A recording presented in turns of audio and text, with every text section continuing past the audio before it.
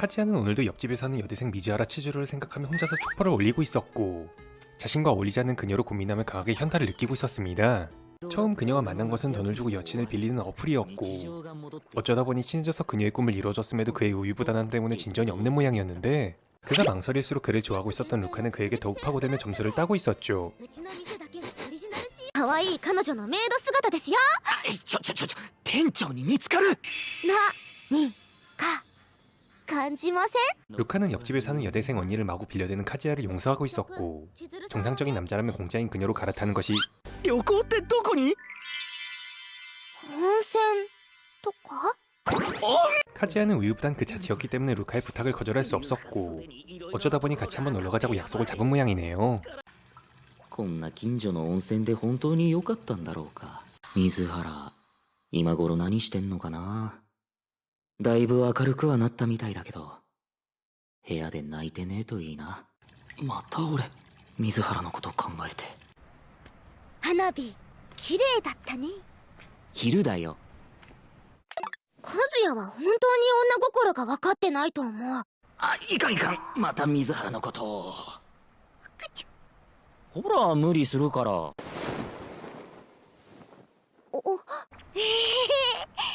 格。 그냥 얘로 갈아타자. だからこそこのままじゃいけない。だって俺は水原のことが。まあそもそも俺があんな可愛い子に好かれてること自体が何かの間違いなんだよな。ん？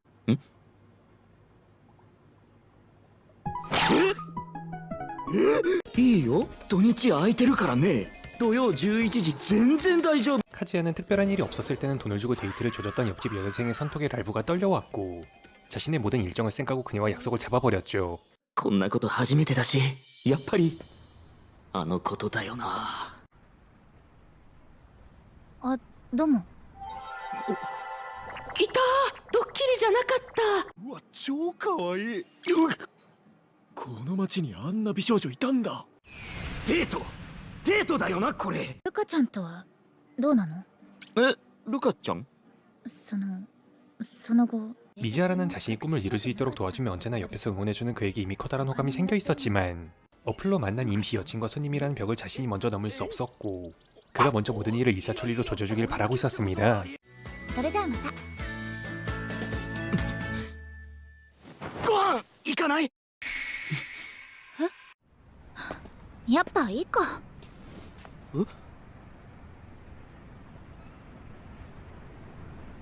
行こう。嘘、マジ？水原ありなの？ちょっと待って、今探すから。30分から1時間お待ちで。定休日ですって。何言ってるのよ。あそこでいいじゃない。え？いいの？お金は無駄にせず、未来の不幸を避けるために使うのよ。あとグラスワインの白で。え？昼から？何？ダメ？今日は休みにするって決めてたの。乾杯。なんかちょっと目座ってるし、ほっぺたも赤くて可愛い感じに。 여자가 남자에게 먼저 술을 권하는 것은 대충 그런 것이었지만, 카지아는 여자 마음은 저도 몰랐기 때문에 그냥 해벌레 상태였었고, 사스가니 그녀도 조금은 답답했는지 먼저 지난 일에 대해 물어보게 되는데, あなた、私のこと好き？花火の時に言ってたやつ？その心当たりがあるっていうか、あれ私のことでしょ。それに前に八重森さんに言われたの。あなたが私のこと異性として好きだって。ねえ、好き？私のこと好き？ごめん、変なこと聞いて。のやっぱそんなわけないよね。忘れて。あなたに素敵な彼女ができるまで私はレンカノとして手を尽くす。そう言ったでしょ。最高の彼女作らないと許さないから。かりそめなんかじゃない。あれは俺の本心で。俺の理想の彼女は水原で。何やってんのんなところで。勇気出し損じゃねえか。バカみたい私。ああ、もうなんとかしないと。あ、そうだ。言い忘れてたけど、この間なごみさんとの打ち合わせにマミちゃんが来ててさ。 카즈야의 할머니는 카즈야가 미즈하라와 사귀는 것으로 알고 있었고 마미는 그들의 관계가 렌탈 여친이라는 것을 알고 있었기 때문에 이건 상당히 위험해 보이는 이야기였습니다. 그리고 마미는 자신의 전남친이 자신보다 잘난 여자를 만난다는 것을 띠껍게 보고 있었던 쌍년이었기 때문에 폭탄이 언제 터져버릴지 모르게 되었죠.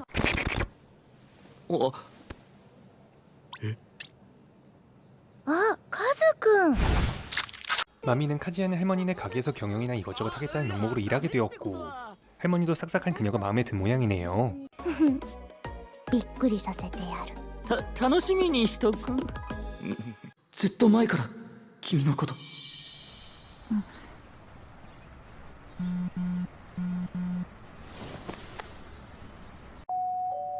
おい。あなた10月25日空いてる？今パーティーに誘われてて。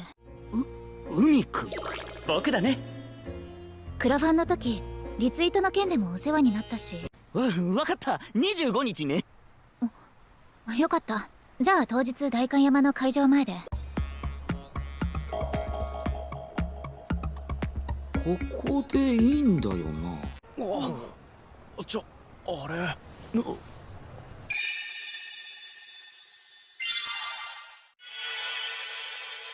どうも。ここが会場か。意外と広いな。20人、いや30人はいるか？ 이곳은 저번에 그들의 영화가 무사히 끝난 것을 축하하기 위해 모인 자리였기 때문에 모두가 미남 미녀였었고 카즈야는 자신은 이런 곳에 어울리지 않는다며 탄식하고 있었습니다. でもこれが水原の生きてる世界なんだな。やっぱりそりゃ俺なんかといるより楽しいよな。とりあえず挨拶回り。水原来てくれた？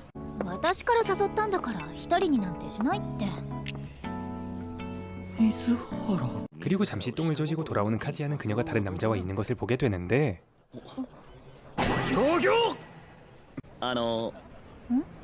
二人になれるかな。いややっぱり君と話したくて。俺？ 사실 그는 저번에 미즈하라의 영화가 성공할 수 있도록 도와준 가장 큰 조력자였었고 카즈야의 생각과는 반대로 여친 따위엔 관심이 좆도 없었습니다. ねえ、この言葉はどう思う？好きじゃなくもない。好きなんちゃって思うかな。 사실 그는 미즈하라의 고민이 카즈야라는 것을 알고 있었고 그들을 밀어주고 싶었던 모양입니다. 結構話し込んでたわね。何話してたの？好きじゃなくもないって言葉どう思うって聞かれたんだけど。え？ 水原なんか知ってたりする？ 하지만 연애 고자였던 카즈야는 등을 밀어주려는 우미의 의도는 전혀 눈치채지 못하고 있었는데 멍청하면 용감하다는 말이 있는 것처럼 궤도를 쳐박아 버렸죠. 水原ってさ、恋人とか欲しくないのか？え？やっぱ女優っていう仕事には邪魔だったりするのかな？ 미즈하라는 배우라는 직업은 연애와는 상관없다며 카즈야의 말을 부정하지 않았고 자신에게 지금 필요한 것은 너라는 것처럼 말하고 있었지만 병신이었던 카즈야는 그녀의 말을 이해하려면 시간이 더 필요할 것 같네요. 頼む！ルカちゃん！俺と別れてくれ！俺は水原が好きなんだ！知ってますよ、そんなこと。そんなの関係ありません。カズヤは知らないです。私がどれだけカズヤを好きなのか。私絶対嫌ですから。何があってもカズヤと別れるなんて。何か心境の変化が。何？カズヤ、まさか変なこと考えてないよね。しずるさんはレンタル彼女なんですよ。自分が何をしようとしてるのか分かってますか？そんなことしたら重大な規約違反。しずるさんとは二度と会えなくなりますよ。 카즈야는 그녀뿐만이 아니라 미즈하라와 사귀고 있다며 할머니에게 거짓말을 해버린 것도 신경 쓰고 있었고 언젠가 자신들의 관계가 뽀록나면 할머니가 슬퍼할 것이라며 이 일을 어떻게든 해야만 한다며 서두르고 있었는데 카즈야가 선택한 방법은 거짓말을 진실로 만드는 것이었죠. ごめん、私急いでるの。今の顔。 그리고 다음 날 미즈하라는 본인이 직접 그의 집에 찾아오게 되는데 미즈하라는 마미가 자신들이 렌탈 관계라는 것을 알게 되었다며 지금 그녀의 아가리에 폭탄이 실려있다 했고 私たちにできることは何もない。刮目して相待つべしに尽きるわね。お互い警戒は怠らないようにしよう。 그 말을 들은 카즈야는 더욱 초조해지게 되었으며 서둘러 고백을 박아 차이든 사귀든 일을 해결하려 했죠. 本当に変わったところはなかったんだな。なんだよ急に。まあ元カノだし、なごみさんとの距離危惧するのもわかるけど。キベん？ちょっと話があるんだ。ね。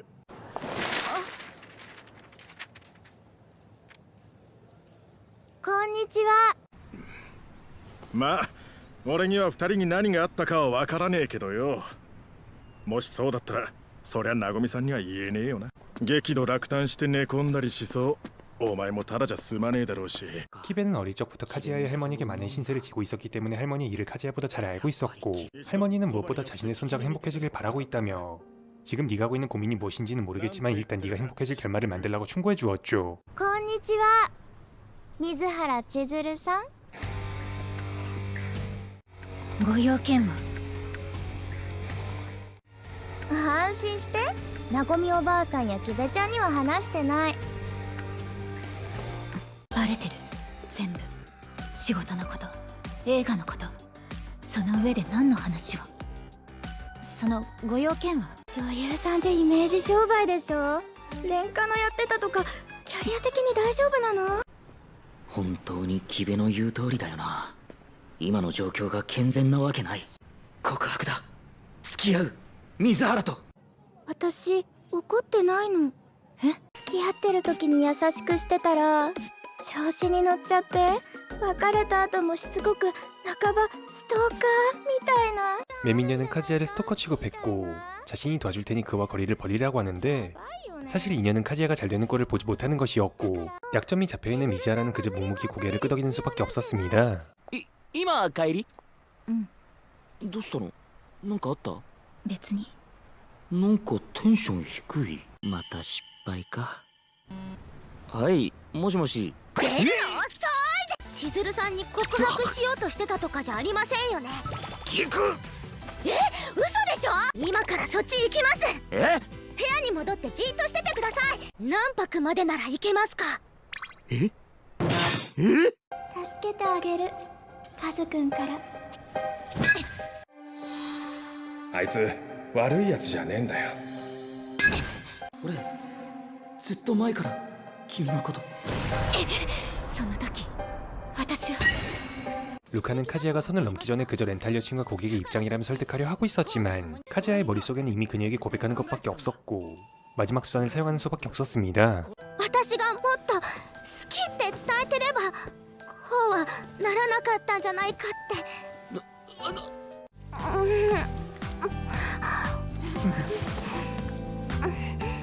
私が和也を好きだって何度でも何度でも。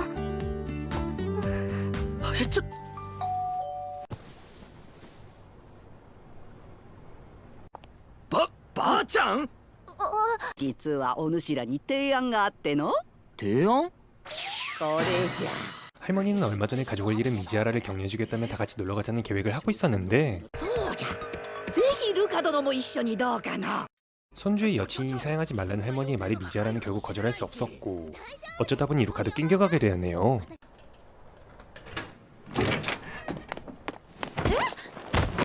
廉価のがお客さんと宿泊なんて。千鶴さんにとって和也はお客ではないんですか？私もうエッチしましたから。和也は言いづらいみたいだけどもう千鶴さんが入る隙なんてどこにもないんですか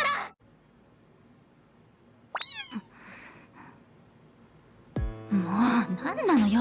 なんで私がこんなもの持ってなきゃならないの？まだ乾いてない。開けて間もない。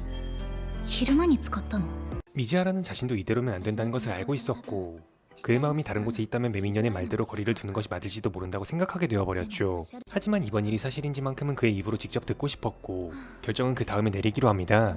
はいこれ千鶴さんの分の切符じゃ。ありがとうございます。おっほん。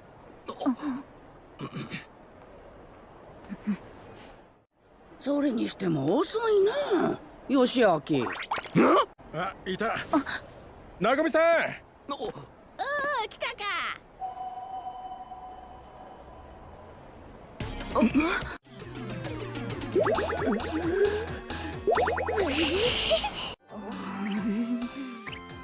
千鶴さんの友達？実は前に4人で遊んだことがあって1回だけ。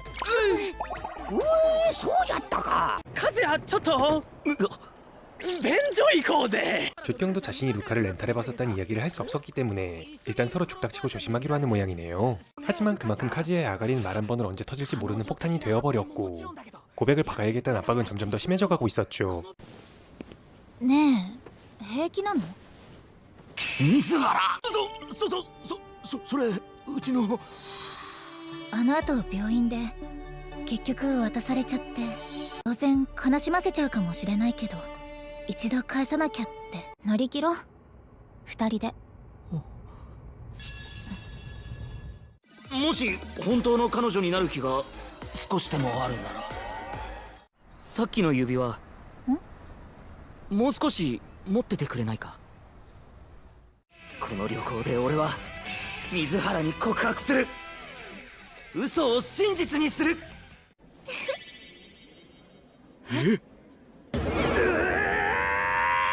いらっしゃいませ木下様。七海様からお話は伺っております。 사실 이 리조트는 마미년의 부모님의 친분이 있는 곳이었었고 손자가 그녀와 사귀었다가 헤어졌다는 사실을 모르고 있었던 할머니는 그저 자신을 잘 도와준 알바생 마미도 같이 놀자며 부른 것이었습니다. 하지만 마미가 이곳에 온 진짜 목적은 그들의 감시였었고 카즈야가 선을 넘으려는 것이 보이면 뽀록 내려는 심산이었죠.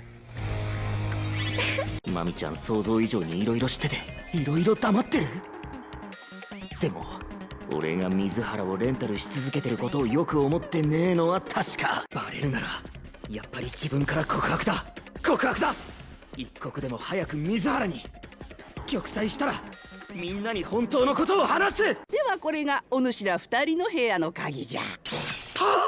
せっかくの皆さんとの合同旅行ですしみんなで同じ部屋に泊まるのも修学旅行みたいで楽しいかななんて。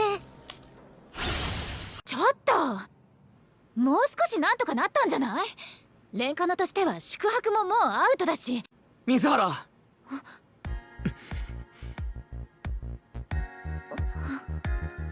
あなた私のこと好き？ちょっとトイレ。この状況で空気読んでよ。和也さん、千鶴ルカちゃん。さん、プール行きましょうか。水原さっきのどう思ってんだろう。全身全霊で告白の空気出したつもりだけど明らかに話題を遮ってトイレに。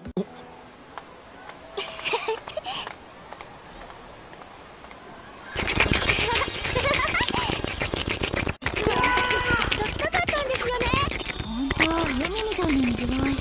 水原マジなんて美少女なんだ。浮き輪を持って上にか。行ってきます。お俺も。二人乗るだろ。楽しそう。いいの？俺も彼女欲しい。 나도. 16.8メートルって結構高いわね。楽し別に大したことじゃない。たかがウォータースライダーじゃないか。真っ白で洗練されたフォルムが水に濡れて輝いて控えめな毛穴すらももはや触りたい欲を増進させるエッセンスでしかねえ。足は前の方の脇を通して前に。いやいや無理。 야, 지금이 기회다. 大丈夫水原。平気。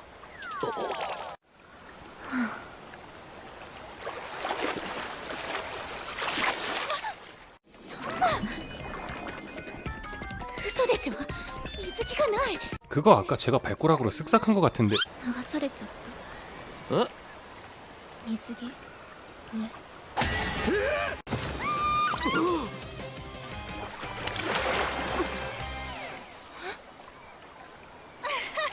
めっちゃ楽しい。落ちた時外れたならきっとあの辺。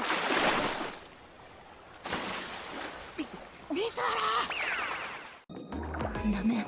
なんかまた外れちゃいそう。原。マジかよ。俺やろうか。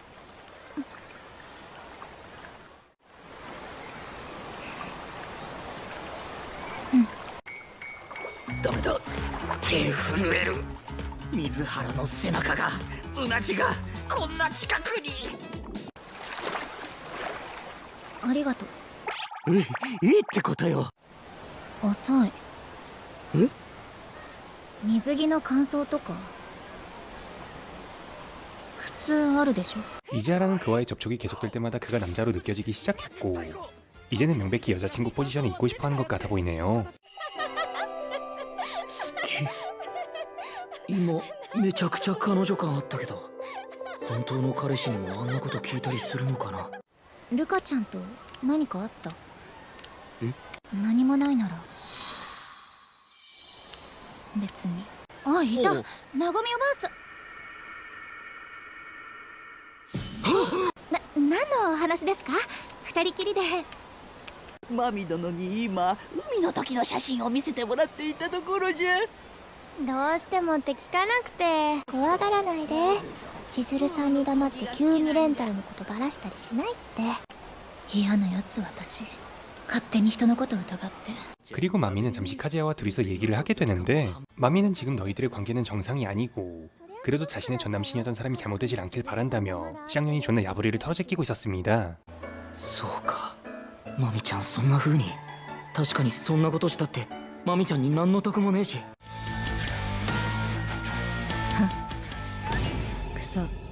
그리고 멍청한 남정네 새끼들의 트롤로 미즈하라뿐만이 아니라 루카의 관계까지 어렴풋 알게 되는 매미년. 水原もさっきの一件でマミちゃんの警戒緩めた感じかな。なんだか表情和らいだ気がする。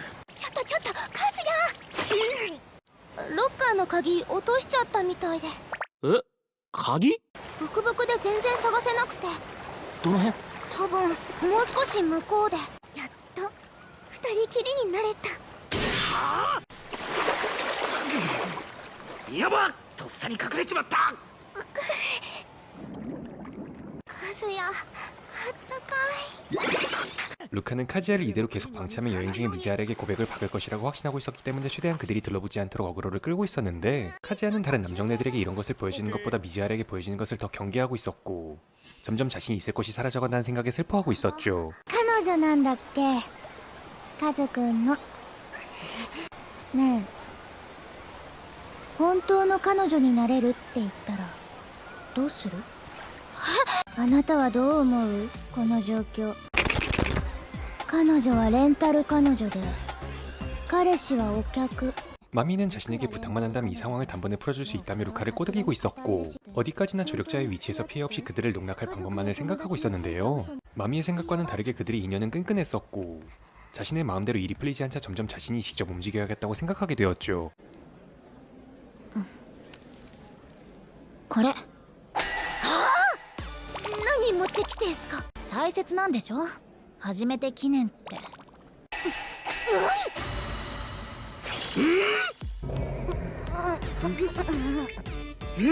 何？コンドームの袋だよな、あれ。やってないから水原。しました。誰が何と言おうと。やっぱりそういう話？二人にそういうことがあったかなんて私にどう関係があるのよ。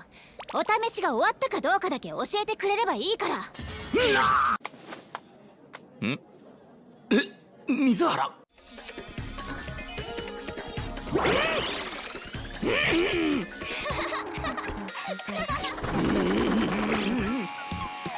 미즈하라는 그들이 했든 안 했든 상관없다는 것처럼 말하고 있었지만 속으로는 카즈야의 말을 믿고 싶었고 정말로 하지 않았다는 그의 액션에 안도하는 모습이네요.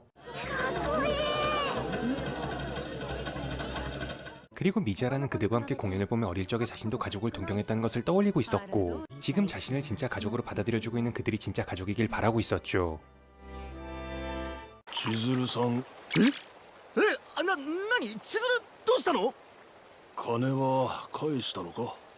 아버지는 저번에 그들이 돈을 주고받는 장면을 우연히 봤었고 그녀를 렌탈하고 있었던 장면을 돈을 빌리는 것으로 오해하고 있었는데 데이트 비용이 부족하면 도와주겠다는 아버지를 보며 점점 더 죄책감에 시달리기 시작하는 카즈야. 그리고 할머니에게 손주를 잘 부탁한다는 말을 듣고 있었던 치즈루 또한 같은 감정을 느끼고 있었죠. 本当の彼女になれるって言ったらどうする？ 그리고 루카는 렌탈에 대한 것을 말하려고 했었지만 이미 할머니는 치즈루가 있어주는 것으로 커다란 행복을 느끼고 있었고 그들의 행복을 자신의 손으로 부수는 행동은 할 수 없었습니다. 그래서 루카는 자신들이 이 문제를 해결하기로 했고, 일단 카즈야가 치즈루에게 박지 못하도록 그들 사이에 낀겨 계속해서 트롤을 하는 수밖에 없었죠. 千鶴さん、こっちから変な音聞こえても振り向かないでくださいよ。はいはい。いやないから。水原どう思ってんだ？かなり強引に二人部屋にしちまったし。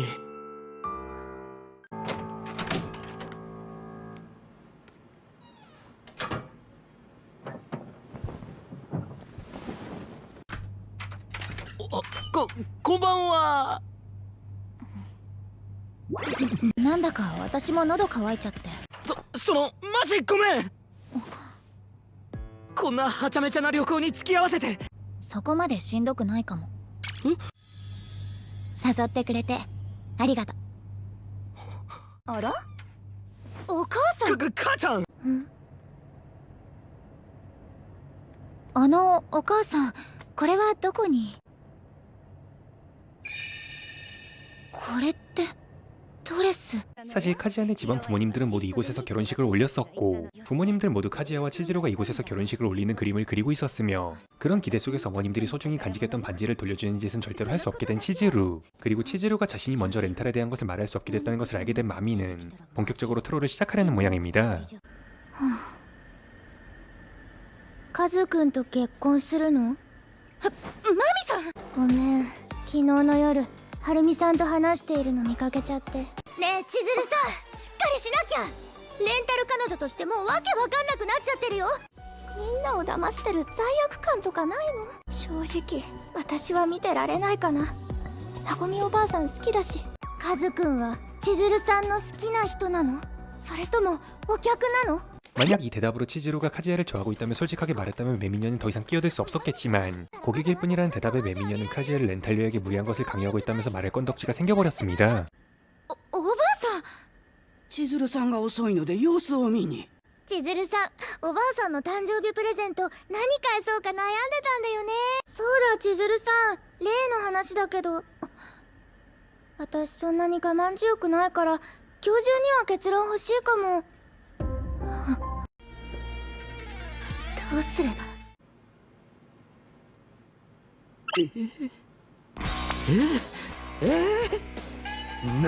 なんだ水原、明らかに様子がおかしい。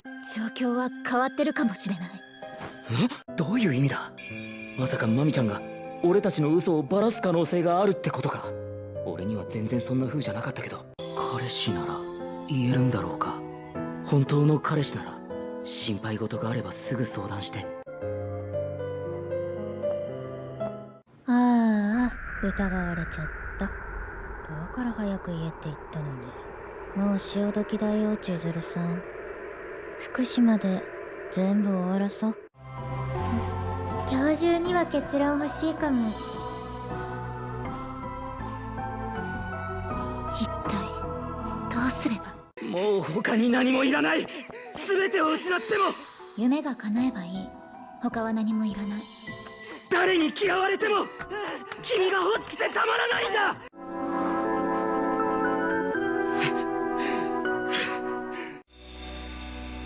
聞いてくれ水原。あなた何か言おうとしてない？決まりだ。気づいてる。水原は俺の気持ちに。私もう行くところだったから。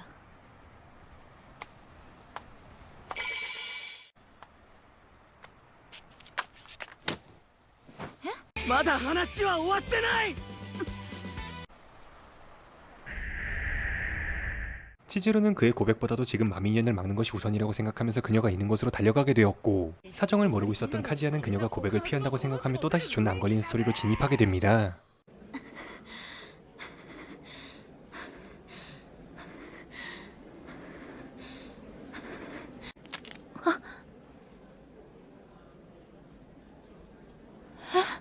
悪いのはカズくん。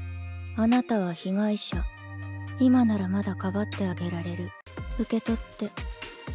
これは自由への最終チケット。 한편 카즈야는 지금 저쪽에서 어떤 일이 일어나고 있는지 모르고 있었고, 그저 차였다는 생각에 다시 일어날 힘이 없어 보였는데, 과연 거짓으로 시작된 그들의 관계는 앞으로 어떤 변화가 찾아오게 될까요? 지금까지 여친 빌리겠습니다 였습니다. 암 걸리는 거 지금까지 시청해주셔서 감사합니다.